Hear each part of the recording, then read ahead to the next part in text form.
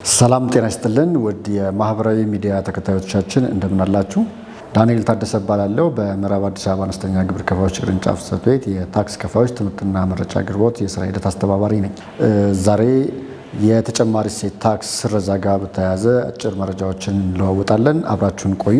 በተጨማሪ እሴት ታክስ አዋጅ 1341 እንዲሁም በደንቡ 570/2017 እንዲሁም የተጨማሪ እሴት ታክስን ለመመዝገብ በወጣው መመሪያ ቁጥር 1104/2017 መሰረት ለተጨማሪ እሴት ታክስ መመዝገብ ያለባቸው ድርጅቶች እነማን ናቸው፣ ግለሰቦችስ እነማን ናቸው የሚለው በግልጽ መደንገጉ ይታወቃል። በዚሁ መመሪያ መሰረት ማንኛቸውም ድርጅቶች የሂሳብ መዝገብ የሚይዙ ነጋዴዎች፣ የሂሳብ መዝገብ በፈቃደኝነት ለመያዝ የፈለጉ ግለሰብ ነጋዴዎች እንዲሁም ደግሞ የአጠቃላይ ታክስ የሚከፈልበት አቅርቦት ጠቅላላ ድምር 2 ሚሊዮን እና ከዚያ በላይ አቅርቦት የሚያቀርቡ ድርጅቶችና ግለሰብ ነጋዴዎች ለተጨማሪ እሴት ታክስ መመዝገብ እንዳለባቸው ተደንግጓል።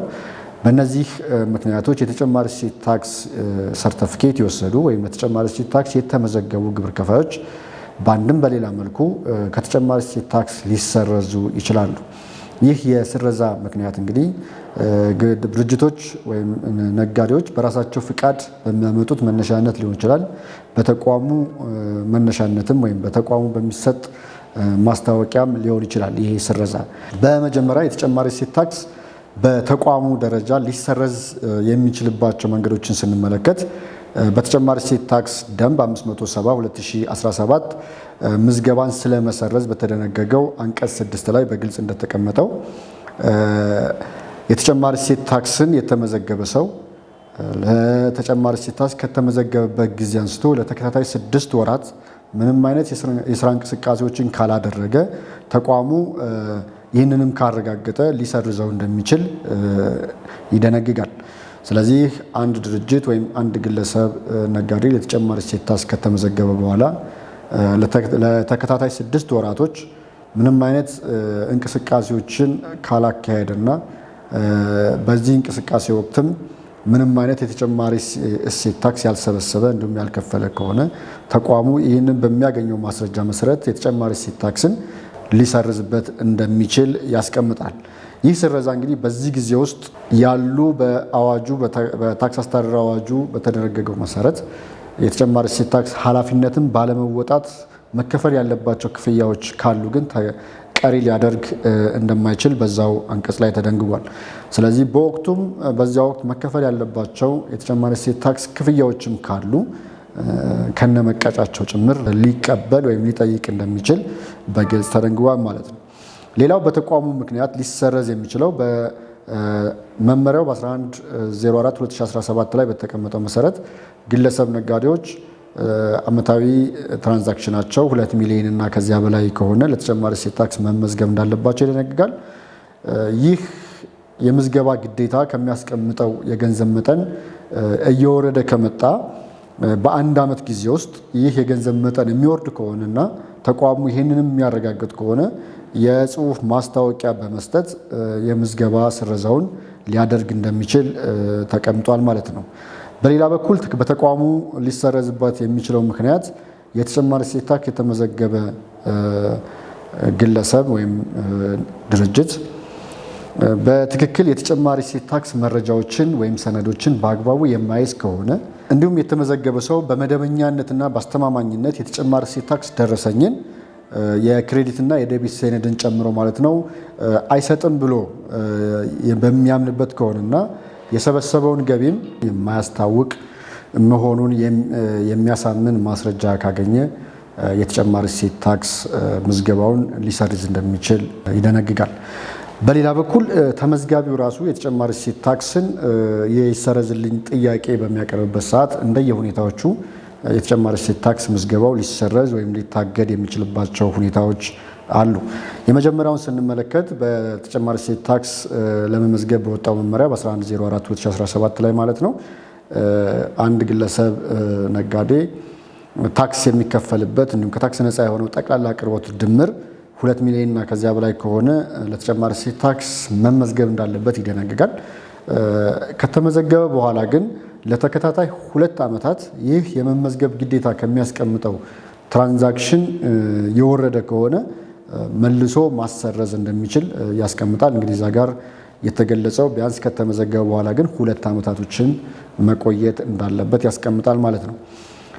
ነገር ግን ይህ የተመዘገበው ሰው መመዝገብ ሳይኖርበት ከሆነ ለምሳሌ የተጨማሪ እሴት ታክስ የማይመለከተው ዘርፍ ላይ የተሰማራ ሆኖ በስህተት የተመዘገበ ከሆነ የመጀመሪያውን የተጨማሪ እሴት ታክስ ገቢ ማስታወቅ ከሚጠበቅ ጊዜ ቀደም ባሉ ጊዜያቶች 2 ዓመቱን ሳይጠብቅ ማለት ነው ማሰረዝ እንደሚችል በተጨማሪ እሴት ታክስ አዋጅ ላይ ተደንግጓል። ከዚህ በተጨማሪ እሴት ታክስ አዋጅ አንቀጽ 16 በተደንገገው መሰረት የተመዘገበ ሰው ታክስ የሚከፈልበትን እንቅስቃሴ ሙሉ ለሙሉ የሚያቆም ከሆነ ይህንን የሚያቆምበትን ጊዜ በመግለጽ ካቆመበት ቀን የሚቆጠር በ7 ቀናት ውስጥ የተጨማሪ እሴት ታክስ እንዲሰረዝለት ማመልከት ይችላል። ይህንንም የሚያመለክትበት ራሱን የቻለ የጸደቀ ቅጽ አለ። ይህን የጸደቀ ቅጽ በመጠቀም ታክስ የሚከፈልበትን አቅርቦትን ሙሉ ለሙሉ አቁም ያለው የሚለውን ማስረጃ በማቅረብ እንዲሰረዝለት ማድረግ ይችላል ማለት ነው። ስለዚህ ይህንን በሚያደርግበት ሰዓት ይሰረዝልኝ ጥያቄውን ካቀረበበት ጊዜ ጀምሮ ባሉ 12 ወራት ውስጥ መልሶ ታክስ የሚከፈልበት አቅርቦትን ለማከናወን ፍላጎት ያለው ወይም የሌለው መሆኑን በግልጽ ማስቀመጥ ይጠበቅበታል ማለት ነው። ተቋሙም ይህንን ማመልከቻ በመቀበል ድርጅቱ ከዚህ በኋላ ምንም አይነት የታክስ የሚከፈልበት አቅርቦት እንቅስቃሴን የማያደርግ መሆኑን በማረጋገጥ የምዝገባ ስረዛ ያደርግለታል ማለት ነው።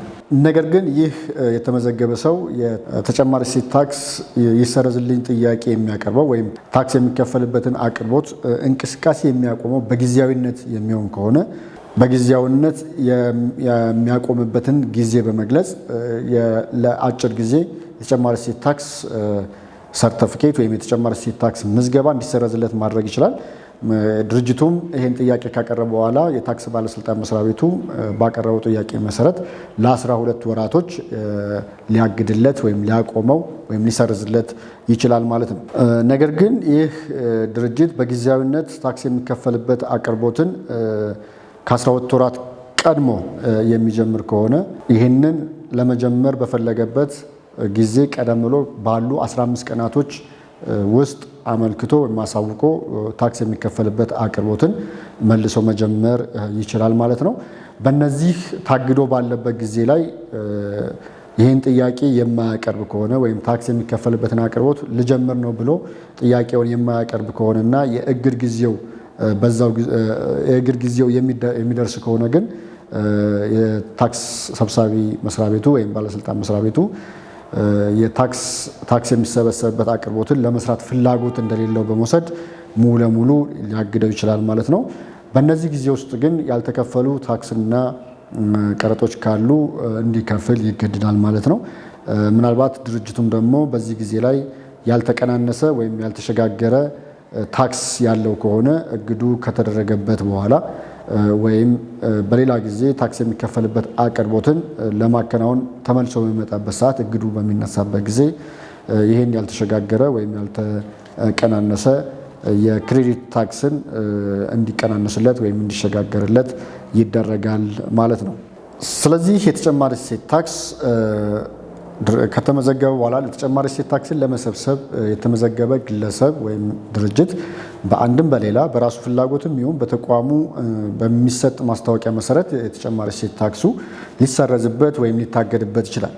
ይህ ከታገደ ወይም በተሰረዘበት ጊዜ ላይ ግን ማድረግ የሌለበት ኃላፊነቶች ምንድናቸው ብለን ስንመለከት ምዝገባው ይታገደበት ወይም ምዝገባው የተሰረዘበት ሰው በዚህ ጊዜ ውስጥ ታክስ የሚከፈልበት አቅርቦትን መፈጸም፣ የተጨማሪ እሴት ታክስ ደረሰኝ የዴቢትና ክሬዲት ሰነዶችን ጨምሮ መስጠት ወይም መቁረጥ፣ እንዲሁም ታክስ የሚከፈልበት ግብይትን በሚያከናውንበት ማንኛውም አድራሻ፣ ዌብሳይት፣ ኤሌክትሮኒክስ ግብይት የሚያደርግባቸው አድራሻዎችን ጨምሮ በእነሱ ላይ ለተጨማሪ እሴት ታክስ የተመዘገበ እንደሆነ በማድረግ ማስተዋወቅ ፈጽሞ የተከለከለ ነው። እንዲሁም ደግሞ በዚህ ጊዜ ላይ የተጨማሪ እሴት ታክስ ተመላሽ እንዲሰጠው ወይም ደግሞ የግብዓት ታክስ እንዲፈቀድለት መጠየቅም እንደማይችል በተጨማሪ እሴት ታክስ ሕጎች ላይ ተደንግጓል ማለት ነው። እዚሁ ጋር አያይዘን የምናነሳው ምዝገባው የተሰረዘበት ሰው ደግሞ ኃላፊነቶች ምንድን ናቸው? ምንድን ነው ማድረግ የሚጠበቅበት ስንል በራሱ አነሳሽነት የሚሆን በተቋሙ አነሳሽነት የተጨማሪ እሴት ታክስ ምዝገባው የተሰረዘበት ነጋዴ ወይም ግብር ከፋይ ምዝገባው ከተሰረዘበት ጊዜ ወይም ምዝገባው ከተሰረዘበት ቀን አንስቶ በሚቆጠር በአንድ ወር ጊዜ ውስጥ ታክስ ባለስልጣኑ በሚሰጠው ከዚህ በቀደመ ጊዜ ውስጥ የጸደቀውን ቅጽ በመጠቀም እጁ ላይ ያሉ የተጨማሪ እሴት ታክስ ሰነዶችን የተጨማሪ እሴት ታክስ የተሰበሰቡ ገንዘቦችን ማሳወቅና መክፈል ይጠበቅበታል ማለት ነው። ከዚህ ውጪ የተሰጠው የተጨማሪ እሴት ታክስ ዋነኛ የምዝገባ ሰርተፍኬት እንዲሁም ይፋዊ ቅጂዎች ከዚሁ ጋር ተያይዞ ያሉ ደረሰኞችን በሙሉ መመለስ ወይም ማስወገድ ይጠበቅበታል ማለት ነው። ስለዚህ በተጨማሪ እሴት ታክስ በወጡ ሕግና ደንቦች መሰረት የተጨማሪ እሴት ታክስ የመመዝገብ ግዴታ ያለበት ግብር ከፋይ በተቀመጠው ሕግና ደንብ መሰረት ለምዝገባ መመዝገብ ኃላፊነቱን በአግባቡ መወጣት እንዳለበት ሁሉ እነዚህን ኃላፊነቶች የማይወጣ ከሆነና በራሱ በኩል ደግሞ ይህን ኃላፊነት መወጣት የማይችል ከሆነ ሕጉን ጠብቆ የተጨማሪ እሴት ታክስ መልሶ ማሰረዝ እንደሚችል በአዋጆቹ በደንቦቹ ላይ በግልጽ ተቀምጧል ማለት ነው። ውድ የማህበራዊ ሚዲያ ተከታዮቻችን ለዛሬ ያስኩት መረጃ ይህንን ይመስላል። በቀጣይ በሌላ ፕሮግራም በሌላ መረጃ እንገናኛለን። አብራችሁን ስለቆያችሁ እናመሰግናለን። የማህበራዊ ሚዲያዎቻችንን ቤተሰብ በመሆን መረጃዎችን ለሌሎች በማጋራት እንድትወዳጁን ጥሪ አስተላልፋለሁ። አመሰግናለሁ።